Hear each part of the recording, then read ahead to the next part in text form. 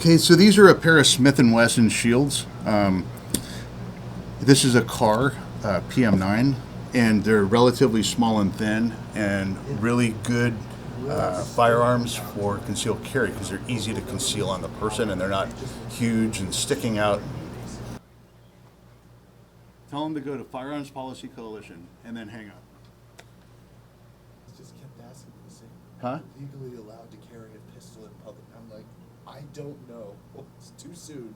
The people in San Francisco will now have the ability to go and apply for a license and actually not get rejected for a good cause statement that doesn't meet the criteria of the elected sheriff.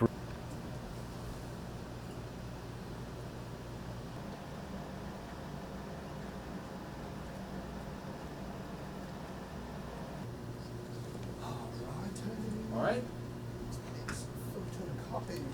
Yeah, we have lots of stuff. Come on in. What it really will do is it'll even out what happens between states that have more strict rules against states that have more normal Second Amendment federal rules that they use.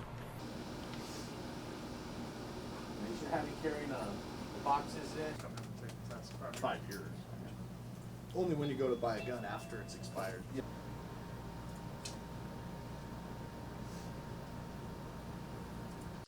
It's a dark day. It's a sad day. It's a step back when it comes to public safety. Today's decision hurts public safety throughout the nation. And so I'm disappointed, but also not surprised. We've been preparing for the possibility of this day for months, and we are ready and have already started to leap into action to respond. With everyone actually going back into work, and they're starting to tighten up on people.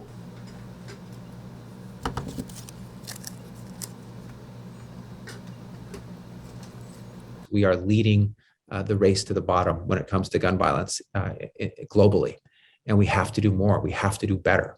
And so while there's a bipartisan deal in Congress to enhance gun safety, and while California continues to lead and be at the forefront nationally, the Supreme Court decision in Bruin is a step backwards. It does make communities and neighborhoods less safe.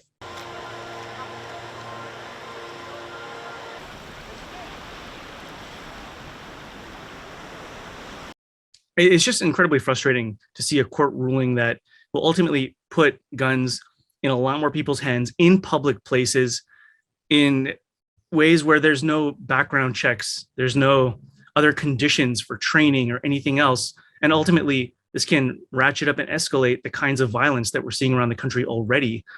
And that's something that's just crazy concerning.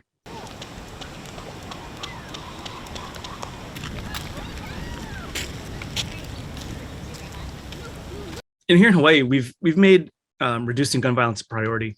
And we have some of the strongest laws, I think, that try to keep guns out of the wrong hands. And as a result of that, we have among the lowest rates of gun violence and related fatalities in the country.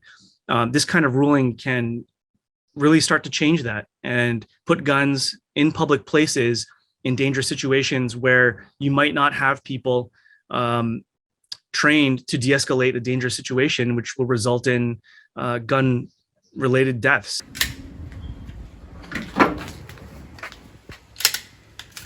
So this is Glock 43, again, an extremely popular option for people that want a concealed carry. A concealed carry option, since it is, as you can tell, a lot smaller profile than something like the Glock 19. So it's a lot more comfortable for people to carry all day long.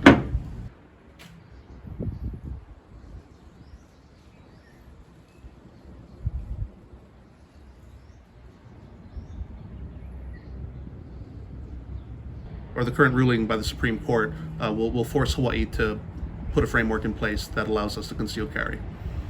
So there's a couple of ways to carry this gun. You can carry it appendix or on the side.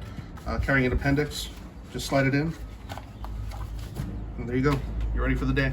It is definitely a good thing that more responsible citizens carry firearms for self-protection because it sends a message to criminals that not everyone is a victim anymore.